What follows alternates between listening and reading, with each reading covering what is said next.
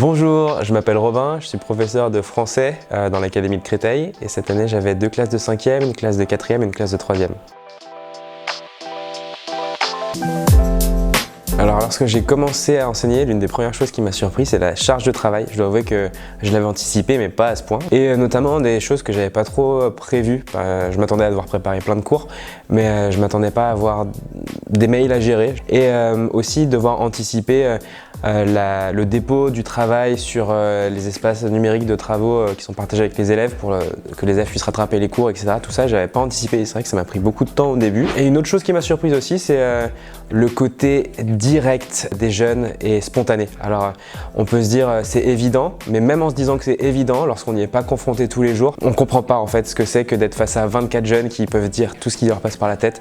Et je trouve que c'est vraiment formidable d'arriver le matin, de se dire j'ai préparé mon cours, ça va se passer comme ça, et en fait juste on est face à une classe de jeunes.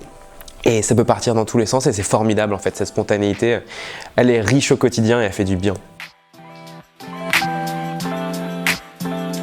Ma matière, donc le français, je considère qu'elle est essentielle aujourd'hui puisqu'en fait tout citoyen doit être amené à s'exprimer correctement s'il veut vivre en société.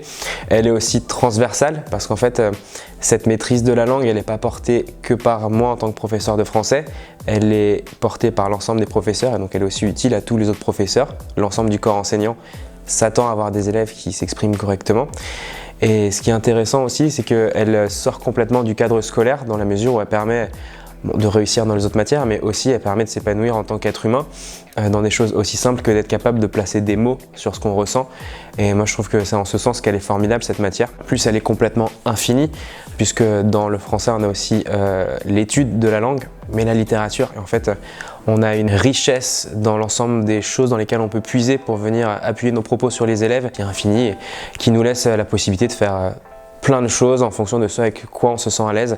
Et donc j'aime la liberté que je peux avoir dans ma matière. Si le français fait partie du gros de mon temps de travail, on va dire, avec les élèves, ça ne se cantonne pas au simple fait d'enseigner le français. En tant que professeur, quelle que soit notre matière, on a aussi la responsabilité d'inculquer des valeurs et des savoir-vivre et des savoir-être à nos élèves. C'est quelque chose qui est très important aussi, de savoir faire preuve d'exemplarité, de montrer les bons comportements qu'on est censé avoir, donc réagir correctement lorsqu'il y a des provocations dans la classe, lorsqu'on essaie de se confronter à nous, montrer comment réagir de manière mature. Et en fait, on est censé vraiment montrer comment on peut vivre ensemble dans une classe de 25-30 élèves.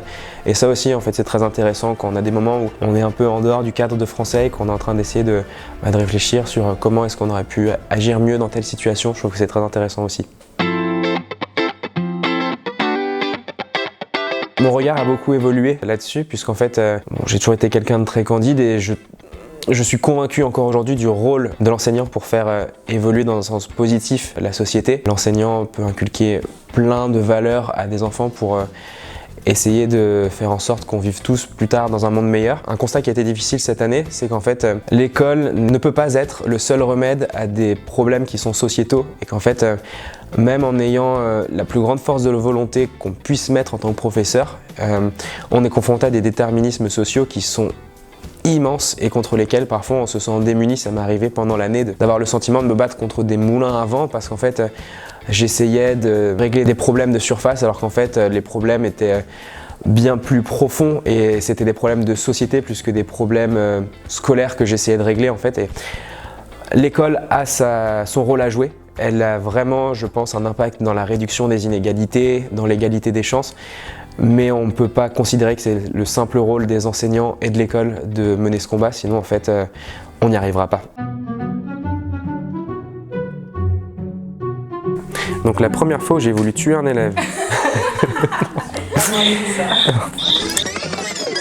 Ma première sortie scolaire, c'était une sortie au cinéma, puisque j'avais inscrit une classe de 4e au dispositif collège au cinéma. On est allé 4 fois dans l'année voir des films. Pour moi, c'était une source de stress quand même, puisque gérer des élèves dans un cadre sécuritaire où ils ne peuvent pas faire des bêtises partout, où on a juste une classe à gérer, ça va, mais se dire j'ai la responsabilité de ces enfants sur l'espace public, c'est quand même plus important. Et en fait, j'ai été assez étonné de voir qu'une fois qu'on est dans la rue, les élèves se tiennent vraiment très bien. Cette sortie scolaire, ça a été l'occasion de découvrir les élèves sous un autre angle, des élèves qui notamment sont très timides en classe, classe qui ont des difficultés, qui n'osent pas trop prendre la parole, qui vont prendre beaucoup plus de place dans le groupe, qui vont un peu plus s'imposer, discuter, se montrer curieux.